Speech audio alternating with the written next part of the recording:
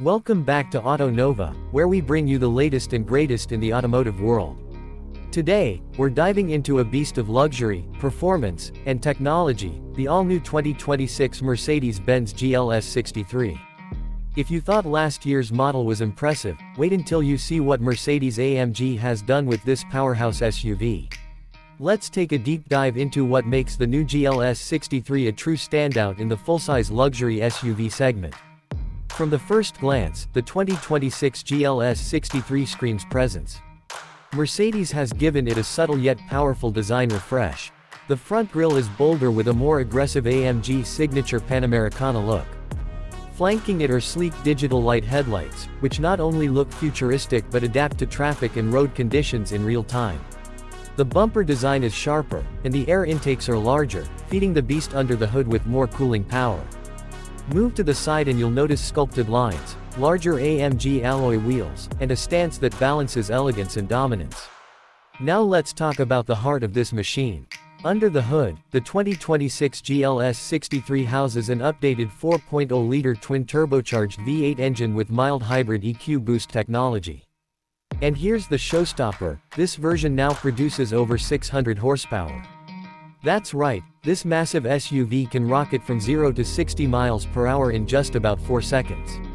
For a vehicle this size, that's nothing short of astonishing. The 9-speed AMG SpeedShift automatic transmission has been retuned for faster shifts, and the 4MATIC Plus all-wheel drive system ensures power is delivered with maximum traction, no matter the road conditions. Step inside and you're greeted with a cabin that defines luxury.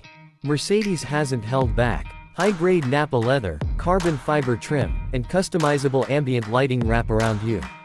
The new MBUX infotainment system takes center stage with a massive curved display, seamlessly combining the digital instrument cluster and central touchscreen.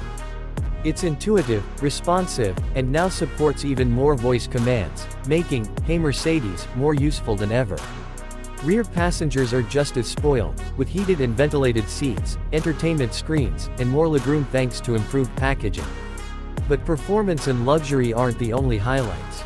Mercedes has packed the 2026 GLS 63 with next-gen technology. The advanced driver assistance features are more refined.